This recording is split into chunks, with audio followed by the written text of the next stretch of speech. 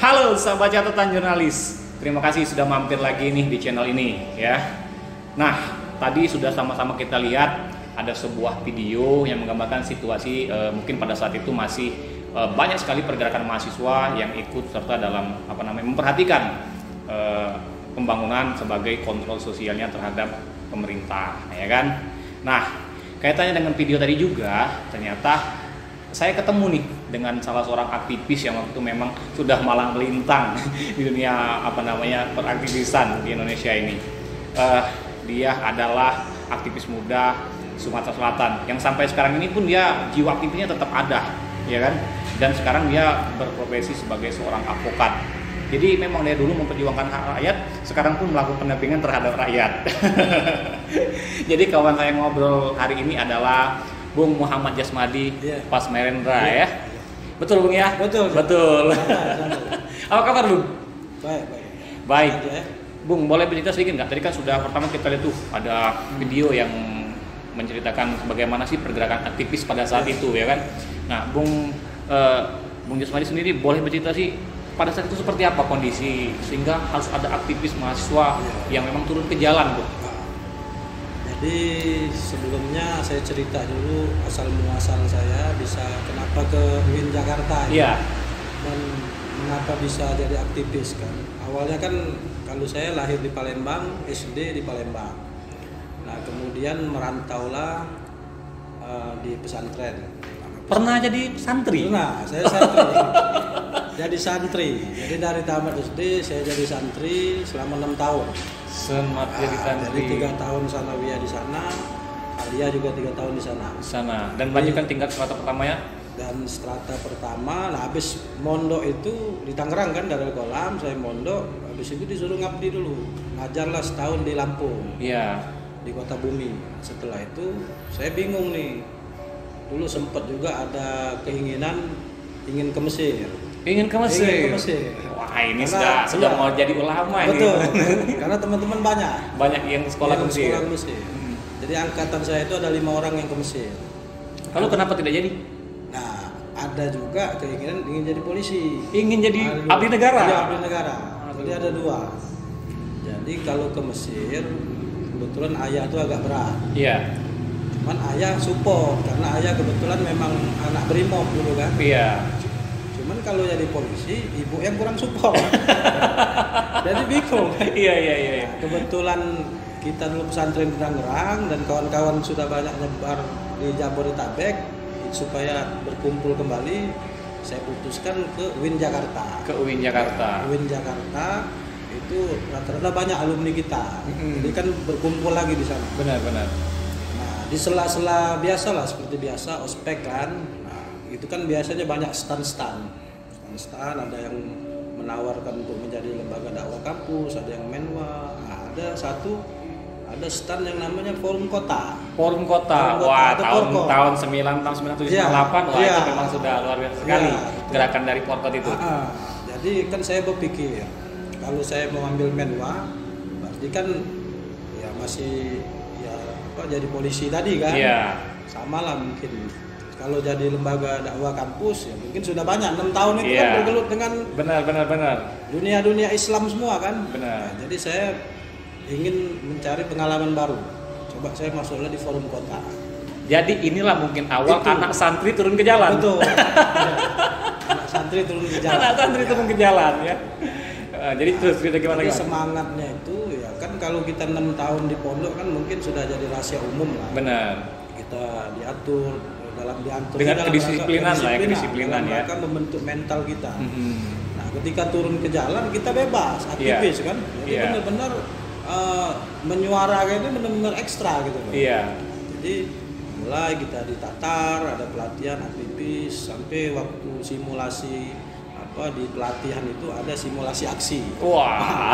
Dari simulasi aksi, itu ya settingannya langsung disuruh chaos. Iya. Kita kan bingung kan, Iya. jadi pura-pura ada yang jadi aparat, pura-pura ada yang jadi aktivis. Jadi aktivis mahasiswanya. Iya. Settingan waktu itu harus chaos. Iya.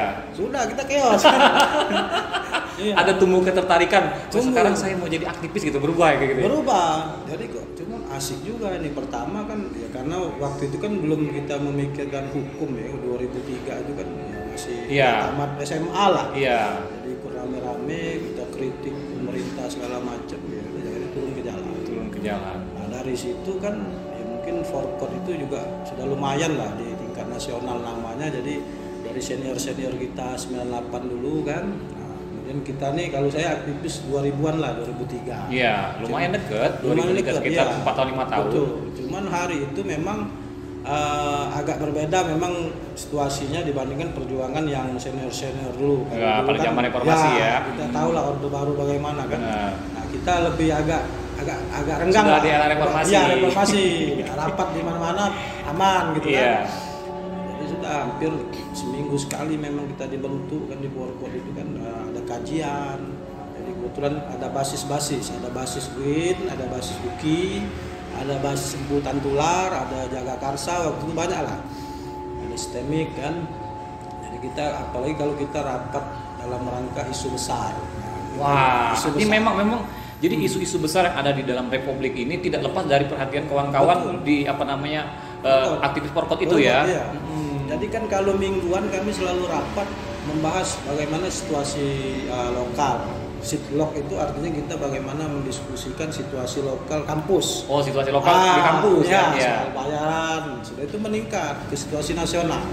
Nah, ketika kawan-kawan rapat situasi nasional, kawan-kawan mengambil kesimpulan ini perlu kita turun ke jalan atau tidak. Ketika hari itu memang perlu dan isunya ini memang harus kita turun, kita kumpul lah di seluruh kampus yang Jarkot namanya, jaringan kota. Oh, jaringan kota ya. pada saat itu. Bergilir, kadang kumpul di UIN, kadang di UKI, kadang di Semputan Tular gitu. Iya, artinya sinergi dari lintas universitas itu tetap Betul, ada ya, iya.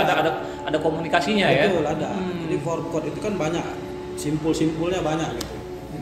Jadi misalnya rapat di luar ya kita diutus lah, misalnya siapa jaringan luarnya, ada kita kumpul, misalnya di UKI ya kita kumpul. Nah, di situ kita ya setting aksi lah, biasa lah Iya, kan. benar. UIN berapa masa, siapa dinlapnya, siapa korlapnya, Iya. siapa jenlapnya, sudah nanti setting kita aksi. Aksi itu kan enak sebenarnya. Pertama menyuarakan masyarakat. Cuman memang terkadang kita terpancing dalam situasi aksi demonstrasi. Emosional Ya. kita sebagai anak muda ego. Iya. Lalu ya maaf ngomong bakar-bakar ban Iya, kan iya. depan istana. Emang sudah jadi kegiatan yang murah ya. Jahit mulut sampai kita juga pernah live in lah. Live in itu di daerah Ciseeng. Itu Iya. advokasi warga yang terkena sutet. Iya. Nah, sutet jadi kita live in secara bergantian kan seminggu 2 kali atau samping kita karena moto kita dulu indeks demokrasi nilai akademik dan indeks prestasi kuliah kami tidak butuh keduanya Iya. ketika demokrasi belum ditegakkan kan Iya. itu ditanamkan itu. Jadi didoktrin Iya, dulu ya. iya. Gitu ya. Jadi indeks prestasi memang penting ya kan, nilai gelar kesarjanaan memang perlu Akademisi tapi ya. Akademisi tapi tanpa demokrasi kami tidak butuh keduanya. Kan Wow. itu ngeri kan. Artinya ditanamkan. Benar. Jadi kami orang UAS kita pernah advokasi. Orang lagi ujian akhir kita lah demo. Iya, cuman saya menarik karena kan itu kan dunia baru bagi Benar. kita anak pesantren kan. Nah, 2011 waktu Asian Games pulang. Jadi baru-baru ini pulang ke Palembang lagi ya? Iya, 2011. Artinya sudah banyak sekali bekal yang kita Iya. serap dari ibu kota ya. Iya, ibu kota. Nah, kembali lagi juga saya flashback sedikit di sela-sela menjadi aktivis kampus. Kebetulan saya juga aktif di relawan sebuah NGO lah. Iya. NGO di Jakarta.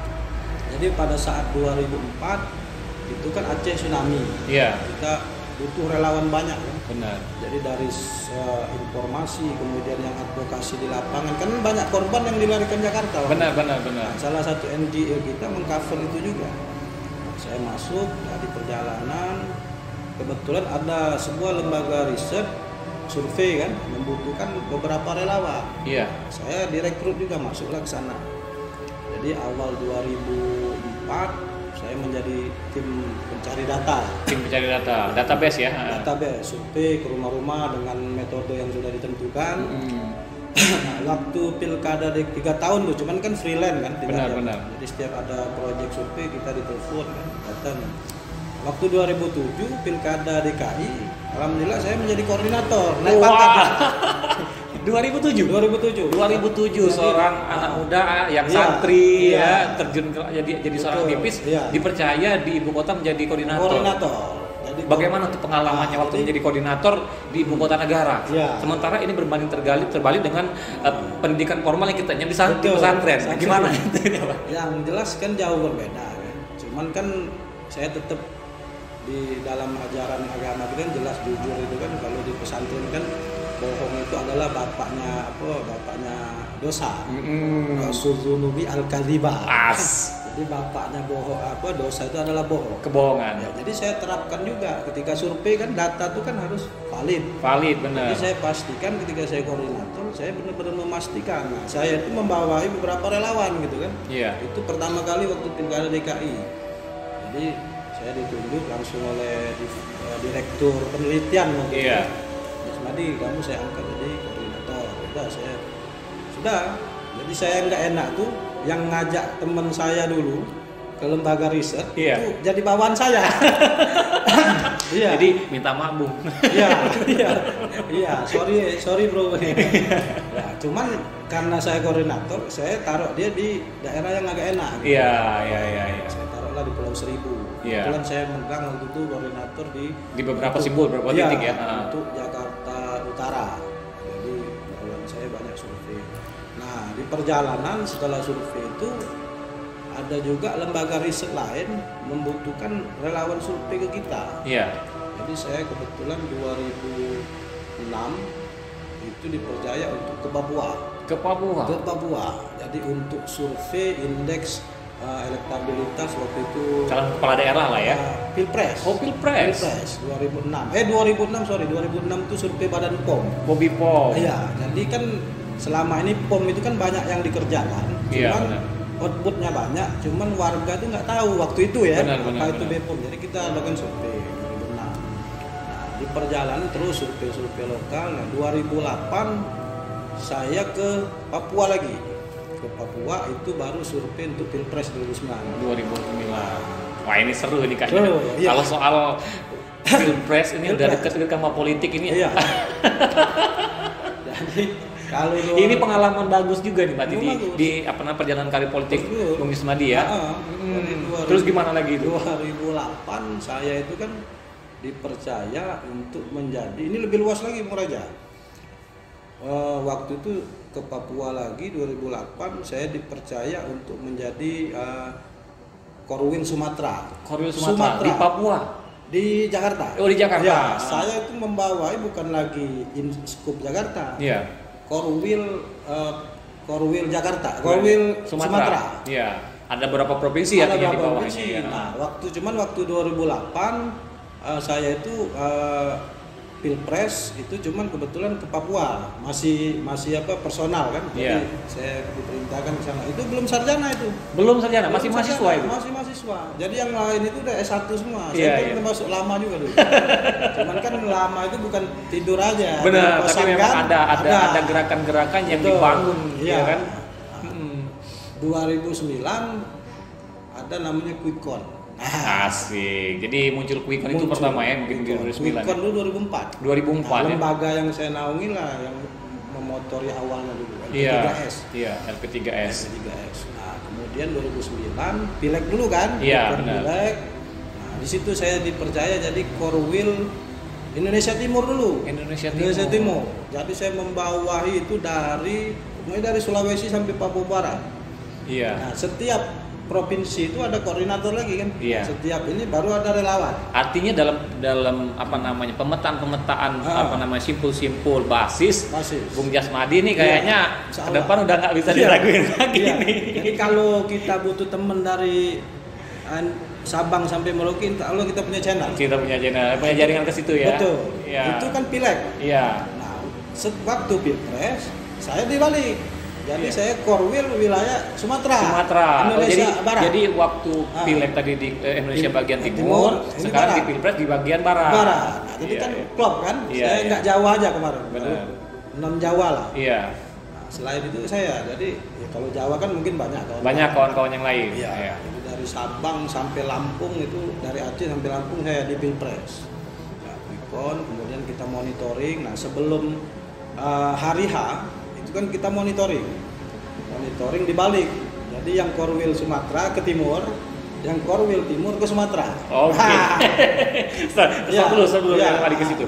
Jadi gini nih, ini pengalaman bagus nih untuk adik-adik kita yang mahasiswa yang sekarang ini saat ini memang masih mengenyam dunia pendidikan sebagai seorang mahasiswa. Bagaimana menjadi seorang aktivis itu kan, yang memang kepedulian terhadap pembangunan, yang kan mengawal pembangunan yang dilakukan oleh pemerintah. Bagaimana sih cara mengangkat isu-isu? Jadi mengangkat isu-isu yang memang ini perlu gerakan mahasiswa sebagai kontrol sosialnya pemerintah. Itu gimana sih? Kasih tahu dong sama adik mahasiswa yang mungkin nanti kebetulan melihat diskusi kita hari ini. Iya, boleh. Kalau mengangkat isu itu kan pertama kita mapping dulu. Mapping atau pemetaan sejauh. Jadi kan kita tetap ketika kita rapat itu kita selalu menempatkan SWOT. SWOT itu kan strength, weakness, opportunity dan treatment. Jadi ketika kita menggalakkan isu itu, misalnya sejauh mana kekuatan kita dalam barisan massa. Yeah. Artinya ketika kita membangun isu, kemudian rakyat justru kontra dengan kita, kan itu jadi masalah juga. Iya. Artinya benar-benar yang gerakan yang kita lakukan adalah pure untuk kepentingan rakyat. Betul. Misalnya kan banyak kan kayak kenaikan BBM, Jamal itu kan. Iya. Sembako. Iya. Banyak lah kan. Nah, jadi itu kita harus analisa dulu. Kemudian kesempatan kita untuk masuk itu apa gitu. Jadi kan lebih kepada momentum. Benar. Jadi tidak sembarangan ya ketika kita turun ke lapangan itu bukan artinya sembarangan. Artinya memang kita menunggu momen-momen pas yang memang kehadiran kita di situ memang bermanfaat untuk orang banyak. Iya. Karena kan dulu memang murni gerakan. Iya. Tidak ada yang cover, ada yang enggak ada. Memang kita murni bergerak. Tumbuh atas kesadaran dan kepedulian kita terhadap masyarakat banyak ya. Luar biasa sekali. Betul. Dan itu isu-isu terbangun itu ya karena bukan doktrin, kita rapat itu pun itu kan isi kepala diutarakan semua. Iya. Jadi ketika rapat meskipun dengan senior waktu itu kan atau dengan junior kita tetap beradu argumentasi. Iya, benar. Apa yang menjadi tema Betul. apa namanya kegiatan kita. Betul. Gitu kan. Pernah kami dulu yang dari habis isya sampai subuh menentukan isu. Zaman 2000 untuk Pilpres 2004 kalau nggak salah, pas baru SBY baru. Iya. Jadi ada 3 isu dulu. Tolak capres ex militer, ya kan, atau sipil pilih sipil. Iya. Dua isu. Dua isu. Nah, Iya. perdebatan itu sampai subuh. Waktu yang panjang ya. Iya, ingat bener ya di Pondok Cabe di Tangerang itu. Tangerang ya. Sampai subuh itu berdebat. Karena itu simpulnya gabung. Iya, nggak hanya win. Benar-benar. Hampir yang saya sebutkan tadi kan. Iya. Di Rama. Kemudian klub barulah kita teknik lapangan. Teknik lapangan. Genlab, korlab. Itu tinggal sudah artinya jadi ketika kita turun ke lapangan itu sudah ada mapping, sudah ada Betul. rapat dulu ya, rapat kalau kami itu menyebutnya itu rapat redaksi ya, sehingga beradu argumen apa yang pantas memang ditujukan di halaman depan kalau itu kan gitu kan. Iya, kita sama. Jadi grand isunya apa, kemudian isu turunan. Jadi kalau yang perdebatan tadi lebih sedikit, kita masukkan di isu turunan. Iya. Grand isu siapa yang paling banyak? Itu jadi grand isu kan gitu kan. Nah, oke. Kita stop di Jakarta ya. Nah, sekarang nih Bung Yusmadi balik kampung ya. Balik kampung ke Palembang. Terus dan memutuskan menjadi seorang advokat ya, pengacara. Nah, itu gimana ceritanya? Nah, jadi 2011 saya pulang itu kan mau panitia SEA Games. Cuman Allah kan berkata lain, saya ketemulah jodoh saya. Selang 2 bulan saya menikah, kemudian kebetulan istri waktu saya nikahin sudah pegawai lah di Palawang, jadi saya ikut 4 tahun. Alhamdulillah 2016 ada jalannya pindah. Nah di 2011 sebelum nikah saya sudah ikut namanya PKPA.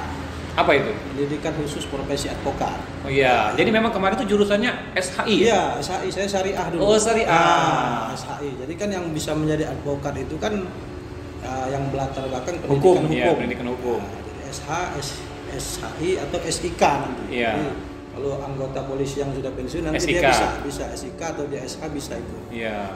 Jadi PKPA, nah, kan setelah pendidikan profesi kan seleksi kan, seleksi dulu kan agak ketat dulu. Ketat, cuman bisa di perjalanan kita tetap advokasi yang non litigasi. Karena mental itu terbentuk kan, jadi jeritan rakyat tuh ingin kita dengar gitu. Artinya sekarang tidak jauh berbeda dengan yang dilakukan pada waktu menjadi seorang aktivis, ya kan? Lebih kembali juga kepada kepentingan masyarakat dan advokasi masyarakat. Betul. Gitu. Bedanya apa? Bedanya kan begini. Ini kan nanti dulu. Bedanya apa? Waktu menjadi aktivis kan itu pure benar-benar mendiskusikan suatu permasalahan, ya kan? Permasalahan yang memang dibangun, kita lihat memang begitu kompleks sehingga harus turun ke jalan. Nah, itu aktivis terus saat menjadi pengacara itu gimana ceritanya? Bedanya dulu, bedanya apa nih? Kalau bedanya yang jelas kan kita mencari makan juga. Iya. Jadi ini profesi kita. Advokat itu kan profesi, ya. Profesi. Ada caturwangsa namanya. Ada 4 penegak hukum itu. Ya, polisi, jaksa, hakim, yang ini advokat, pengacara. Iya, pengacara. Nah, advokat itu wilayah kewenangan profesinya NKRI. Dan seluruh peradilan dia bisa masuk. Cuman masalahnya advokat ini kan tidak digaji negara. Iya. Walaupun termasuk di caturwangsa. Betul. Iya. Kalau polisi hakim jelas kan, cuman memang kewenangan mereka kan terbatas. Benar. Jadi misalnya anggota Sukarame nggak bisa dia nangkep misalnya di Kemuning, atau hakim PA nggak bisa dia mengadil di hakim Petun. Kalau kita kan bisa masuk. Nah, cuman kita nggak digaji negara. Nah, lagi-lagi itu sebuah profesi harusnya harus ada income yang.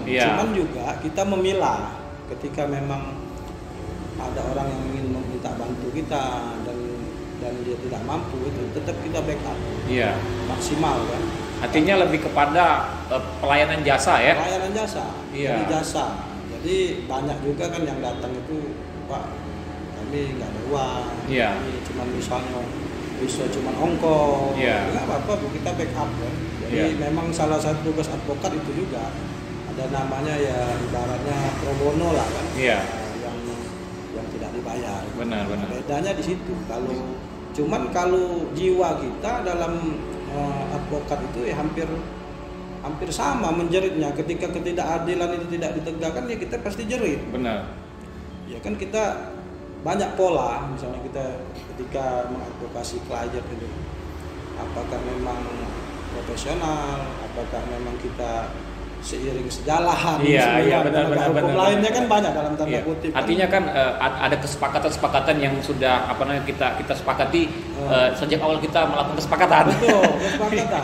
Itu tergantung klien. Iya. Cuman lagi-lagi ya berhubung saya ya basic saya kan dari pesantren. Iya. Jadi banyak juga yang kasus-kasus yang banyaklah tawaran, cuman ya nggak saya terima karena hati nurani saya nggak terima. Itu juga tertuang di dalam kode etik advokat ya. Ini ngobrol-ngobrol advokat nih gabungnya di KAI ya? Iya, saya kebetulan PKPA dulu di Pradi 2015, saya ikut ujian di KAI, sumpah juga di KAI. Iya. Nah, Kongres Advokat Indonesia.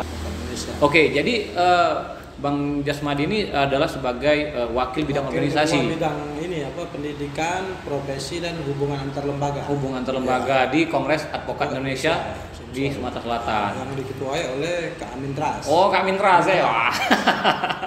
Bang, nyambung dikit nih. Bagaimana sih untuk bisa bergabung di KAI ini? Jadi ada proses kan. Pertama ujian. Berhubung corona, kami dari pusat itu menerapkan sistem ujian online.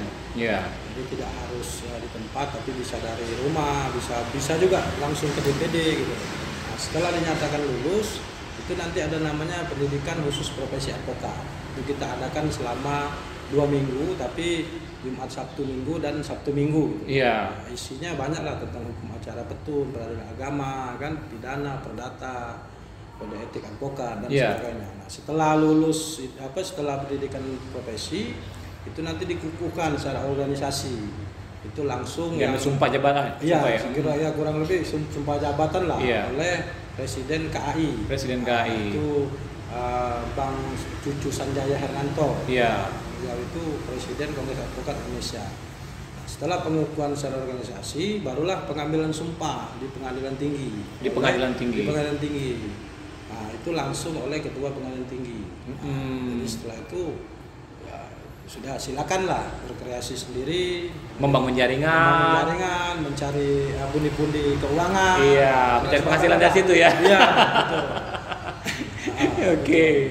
Oke, siap. Wah, diskusi kita hari ini memang sangat menarik sekali ya. Di mana ada seorang pemuda, ya kan, pemuda Sumatera Selatan yang membanggakan ikut juga bertarung di kancah nasional di ibu kota Jakarta. Banyak pengalaman-pengalaman menarik yang kita ambil dari diskusi kita hari ini adalah pertama dia adalah seorang santri yang turun ke jalan, yang turun juga menyuarakan suara rakyat. Bagaimana suara rakyat itu memang sampai kepada telinga pemerintah, sehingga dapat diambil kebijakan-kebijakan yang sehingga juga bisa berpihak kepada rakyat. Nah, gitu Bang Yasmadi ya. Bang Yasmadi, mungkin ada seperti pesan-pesan ya bisa disampaikan kira-kira Bang Yasmadi. Saya coba mengutip hadis Bukhari ya.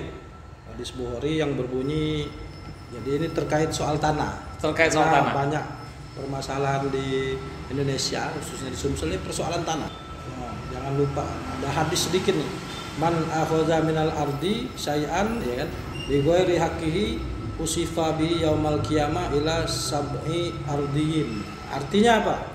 Barang siapa mengambil tanah sedikit saja dengan cara yang tidak dibenarkan, maka Allah akan ia akan dibenamkan ke dalam tanah tersebut pada hari kiamat hingga 7 lapis bumi. Wow. Jadi, hadis siapa itu? Hadis riwayat Bukhari nomor 2454. Luar biasa sekali. Satu lagi. Keadilan adalah hukum tertinggi. Cicero. Oke, luar biasa sekali. Jadi terima kasih Bung Yasmadi atas waktu dan kesempatannya untuk kita berdiskusi hari ini. Semoga ini bisa bermanfaat juga bagi orang banyak yang melihat video kita ini, dan semoga juga nanti Bung Yasmadi menjadi seorang advokat yang terus berkibar lah, sebagai bisa bermanfaat bagi orang banyak. Siap. Selalu kan. Siap. Oke, sahabat catatan jurnalis, saya Riza Palepi dan Bung Yasmadi undur diri. Terima kasih Bung Yasmadi. Siap.